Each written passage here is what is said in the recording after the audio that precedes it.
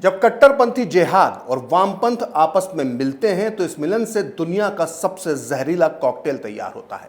कट्टरपंथी इस्लामी सोच अगर तलवार है तो वामपंथ की विचारधारा इसकी ढाल है।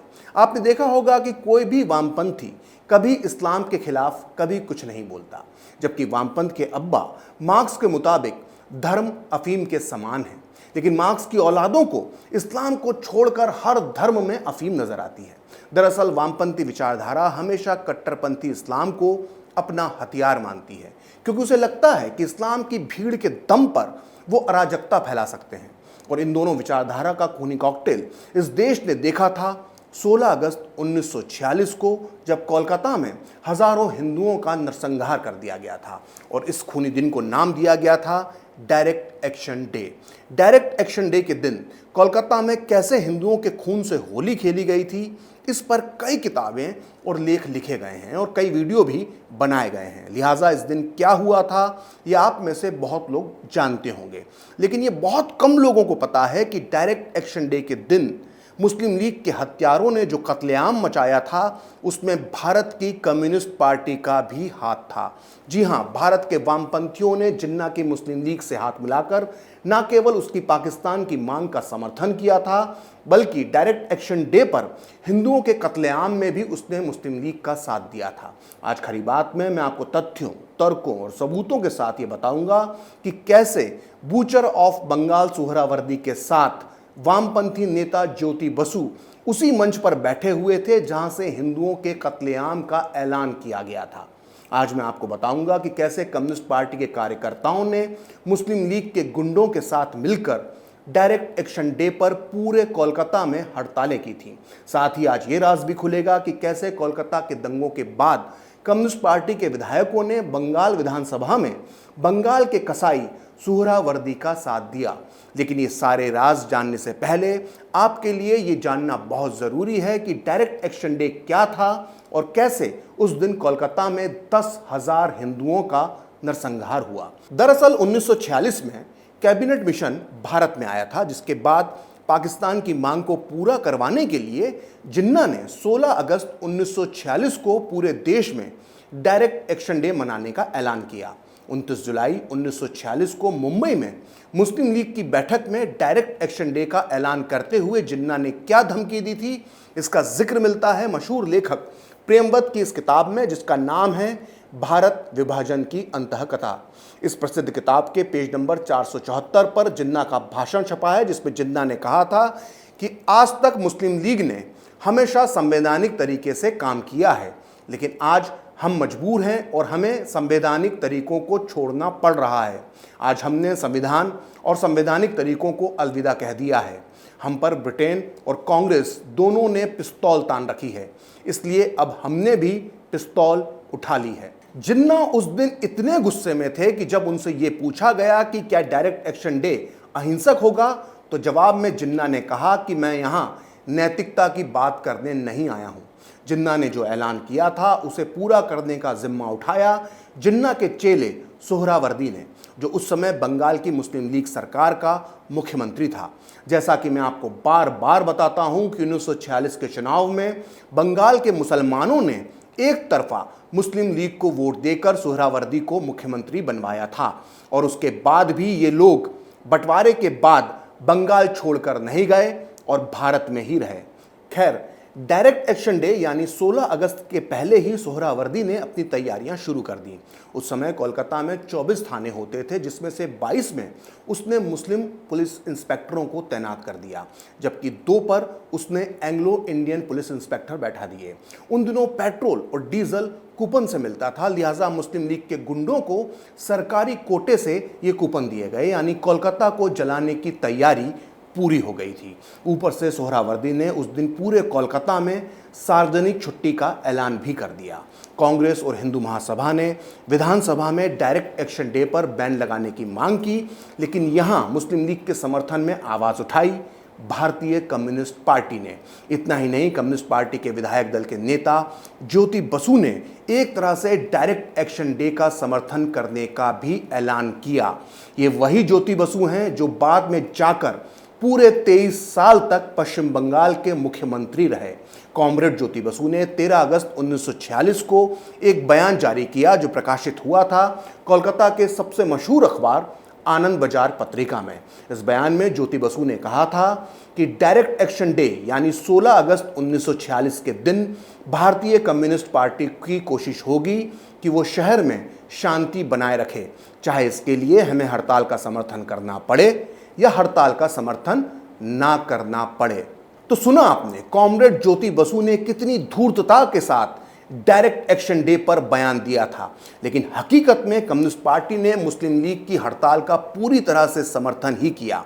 हिंदू मुस्लिम मजदूरों की एकता को बनाए रखने के लिए कम्युनिस्ट ट्रेड यूनियनों ने बंगाल के कई पेट्रोलियम, स्टील, लोहा और जूट कारखानों में हड़ताल में साथ देने का फैसला किया। लेकिन ज्योति बसु और उनकी कम्युनिस्ट पार्टी के पाप यहीं खत्म नहीं होते हैं। 16 अगस्त को जब डायरेक्ट एक्शन डे का दिन आया तो इनका असली चेहरा सामने आ गया। उस दिन कोलकाता के मैदान में मुस्लिम लीग ने एक रैली बुलाई। इस रैली में मुस्लिम लीग के मंच पर खुद कम्युनिस्ट नेता कॉमरेड ज्योति बसु भी बैठे हुए थे। कोलकाता दंगों के चश्मदीद गवाह और retired Indian audit and account service के वरिष्ठ अधिकारी अमिताभ घोष ने अपने संस्मरण में लिखा है कि मुस्लिम लीग के मुख्यमंत्री सोहरावर्दी के नेतृत्व में 16 अगस्त 1946 को हजारों मुसलमान कलकत्ता मैदान में मौजूद थे। इस मीटिंग में भारतीय कम्युनिस्ट पार्टी के नेता ज्योति बसु भी शामिल थे। उनकी कम्युनिस्ट पार्टी पाकिस्तान के निर्माण के समर्थन में थी। उनके साथ कम्युनिस्ट पार्टी के 2 और विधायक भी थे, लेकिन जब ज्योति बसु ने देखा कि वहां भीड़ हिंसक हो गई है तो वो वहां से भाग गए। दरअसल इस रैली में 5 लाख मुसलमान शामिल हुए थे, जिनके हाथ में लंबे लंबे बांस, लाठी, डंडे, कटार और चाकू थे। इस हथियारबंद भीड़ और मंच पर बैठे कम्युनिस्ट नेताओं के सामने बंगाल के मुख्यमंत्री सोहरावर्दी ने भड़काऊ भाषण दिए, जिसके तत्काल बाद कोलकाता में हिंदुओं का नरसंहार शुरू हो गया। इस रैली में क्या हो रहा था इसका वर्णन किया है दुनिया भर में मशहूर ब्रिटिश पत्रकार लियोनार्ड मोस्ले ने अपनी इस किताब the last days of the British Raj में, जिसका हिंदी संस्करण भारत में ब्रिटिश राज्य के अंतिम दिन इस वक्त मेरे हाथ में है। इस किताब के पेज नंबर 36 के मुताबिक 16 अगस्त 1946 को 2 बजे सोहरावर्दी ने कोलकाता मैदान में भाषण दिया। उसके चेहरे पर खुशी छाई थी। जब वो भाषण दे रहा था तो 2 गली पार लोगों का कत्ल हो रहा था। सभा वाले मैदान से आग का धुआं साफ देखा जा सकता था, लेकिन ना तो सोहरावर्दी ना उसकी पुलिस को ये सब दिखाई दिया। सोहरावर्दी के इस भाषण के बाद कोलकाता में पूरे 3 दिन तक हिंदुओं का नरसंहार होता रहा। यहाँ तक कि छोटे छोटे बच्चे और लाचार औरतों को भी नहीं छोड़ा गया। ऐसा लग रहा था कि जैसे कोलकाता में तैमूर लंग या फिर नादिर शाह की फौज ने आक्रमण कर दिया हो। कोलकाता की हर गली, हर सड़क में हिंदुओं को जानवरों की तरह काटा जा रहा था। कोलकाता की सड़कों पर हैवान घूम रहे थे तो ऊपर आसमान में गिद्ध मंडरा रहे थे। इन दंगों का ऐसा ही एक दर्दनाक वर्णन किया है इस किताब में, जिसका नाम है the last days of British Raj में, जिसका हिंदी संस्करण भारत में ब्रिटिश राज्य के अंतिम दिनों में मेरे हाथ में है। इस किताब के पेज नंबर 35 पर ब्रिटिश पत्रकार लियोनार्ड मोस्ले लिखते हैं कि जवान लड़कियों और बुजुर्गों को ज़मीन पर रेंगने के लिए मजबूर किया जा रहा था। वहाँ पहले से ही गाय मौजूद रहती थी, फिर ज़बरदस्ती उनके हाथों में छुरी पकड़ा दी जाती और फिर उन्हें गाय काटने को कहा जाता। हिंदुओं के लिए ये बहुत बड़ा पाप था। बंगाल में जब अकाल पड़ा था तो इस दौरान भी किसी भूखे हिंदू ने गौमांस नहीं खाया था। इन दंगों में हिंदुओं का कैसे कत्लेआम हुआ ये बताने के लिए बहुत कुछ है, लेकिन आज हमारे वीडियो का विषय इन दंगों में कम्युनिस्टों की भूमिका है, इसलिए हम वापस मुद्दे पर आते हैं। मुस्लिम लीग के गुंडे कोलकाता में कत्लेआम मचा ही रहे थे, लेकिन हैरत की बात है कि इन्हें कम्युनिस्ट पार्टी के कार्यकर्ताओं का भी साथ मिल रहा था। और कम्युनिस्टों के इस जघन्य पाप का वर्णन किया है मशहूर राइटर सुनंदा सान्याल ने अपनी मशहूर किताब द सिकल एंड क्रिसेंट में। सिकल का मतलब होता है हंसियां, जो कम्युनिस्ट पार्टी का निशान है, और क्रिसेंट का मतलब होता है आधा चांद, जो मुस्लिम लीग का निशान है। जाहिर इस किताब में वामपंथी और मुस्लिम गठबंधन की कलई खोली गई है। इस किताब के मुताबिक भारतीय कम्युनिस्ट पार्टी ने मुस्लिम लीग के डायरेक्ट एक्शन डे का समर्थन किया था। हावड़ा की बल्ली जूट मिल में कम्युनिस्ट नेता अमर मुखर्जी और मांगरू टटुआ ने जूट मिल के कर्मचारियों और स्थानीय कर व्यापारियों को धमकी दी थी कि अगर उन्होंने डायरेक्ट एक्शन डे की हड़ताल में हिस्सा नहीं लिया तो इसके गंभीर परिणाम होंगे। कम्युनिस्ट पार्टी से जुड़ी ट्रामवे यूनियन के नेता मोहम्मद इस्माइल ने अपनी यूनियन के लोगों को हड़ताल को सफल बनाने का आदेश दिया था। डायरेक्ट एक्शन डे के बाद पूरे 3 दिन तक कोलकाता की गलियों में हिंदुओं का कत्लेआम होता रहा, लेकिन चौथे दिन तक आते आते हिंदुओं ने पलटवार शुरू कर दिया। अब पासा पलट गया था और साथ ही सामने आ गया धूर्त वामपंथियों का एक अलग चेहरा। कोलकाता में जब हिंदू मुसलमानों से अपने ऊपर हुए अत्याचारों का बदला लेने लगे तो वामपंथी संगठनों ने अमन कमेटियां बनाकर शांति शांति चिल्लाना शुरू कर दिया।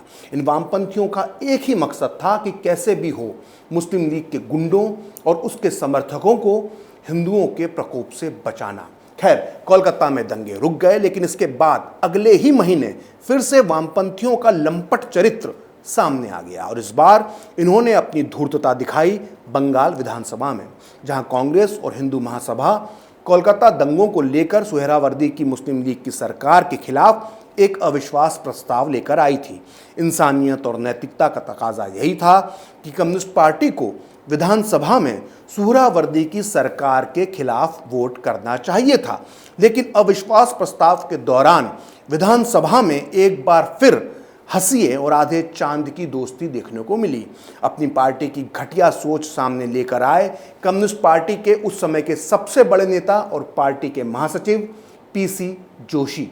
उन्होंने अपने कम्युनिस्ट साथियों से 27 अगस्त 1946 को कहा कि हम मुस्लिम लीग सरकार के खिलाफ मतदान कर सकते हैं, बशर्ते कि इसका हमारा समर्थन करने वाले मजदूर वर्ग पर कोई असर ना पड़े। लेकिन हम अगर मजदूर वर्ग पर अपनी पकड़ नहीं बना पाते हैं तो सब कुछ खत्म हो जाएगा और हमारा कोई भविष्य नहीं बचेगा। इसलिए सभी को खुश रखने के लिए हमारा न्यूट्रल रहना ज़रूरी है। मुस्लिम लीग के खिलाफ मतदान करने के गंभीर परिणाम होंगे। कम्युनिस्ट पार्टी के national leader comrade PC Joshi ने जैसा कहा था ठीक वैसा ही किया बंगाल कम्युनिस्ट पार्टी के लीडर कॉमरेड ज्योति बसु ने। 19 सितंबर 1946 को बंगाल विधानसभा में ज्योति बसु ने जो भाषण दिया था वो आज भी मौजूद है बंगाल विधानसभा की प्रोसीडिंग के वॉल्यूम नंबर 71 के पार्ट 3 के पेज नंबर 125 पर। उस दिन ज्योति बसु ने कहा था कि मुझे ये समझ में नहीं आ रहा कि इसके पहले हुए सभी दंगों के लिए ब्रिटिश सरकार को ही जिम्मेदार माना गया था, तो फिर इस बार मुस्लिम लीग की सरकार को जिम्मेदार क्यों माना जा रहा है। कोलकाता के दंगों के लिए बंगाल के ब्रिटिश गवर्नर और ब्रिटिश पुलिस कमिश्नर ही जिम्मेदार हैं, इसलिए हम मुस्लिम लीग सरकार के खिलाफ वोट नहीं देंगे। हम इस अविश्वास प्रस्ताव का बहिष्कार करते हैं। ज्योति बसु और बाकी के कम्युनिस्ट विधायकों की इस हरकत पर महान देशभक्त श्यामा प्रसाद मुखर्जी आग बबूला हो गए। श्यामा प्रसाद मुखर्जी उस समय हिंदू महासभा के विधायक थे और बाद में 1951 में जाकर उन्होंने भारतीय जनसंघ की स्थापना की, जो आज बीजेपी के नाम से जानी जाती है। खैर, अविश्वास प्रस्ताव पर कम्युनिस्ट और एंग्लो इंडियन सदस्यों के न्यूट्रल रहने पर श्यामा प्रसाद मुखर्जी ने 20 सितंबर 1946 को विधानसभा में कहा कि मुस्लिम लीग के नेताओं ने सरेआम लोगों को भड़काया। उन्होंने अपनी आग उगलती भाषा में हिंदुओं से नफरत और हिंदुओं के खिलाफ जिहाद छेड़ने का ऐलान किया। बदले में मुसलमानों ने अपने नेताओं के आदेश का पूरी तरह से पालन किया, लेकिन इस पर इस तरह तटस्थ बैठे रहना नपुंसक होने की निशानी है। श्यामा प्रसाद मुखर्जी ने सही कहा था। मुस्लिम लीग के नेता सुहरावर्दी ने कसाई की तरह बर्ताव किया था तो कम्युनिस्ट पार्टी के नेताओं ने नपुंसकों की तरह व्यवहार किया। लेकिन इतना सब होने के बाद भी 1 साल बाद कोलकाता में मुसलमानों को बचाने के लिए मोहनदास करमचंद गांधी इसी बूचर ऑफ बंगाल सुहरावर्दी के साथ एक ही मकान में उसके साथ रहे।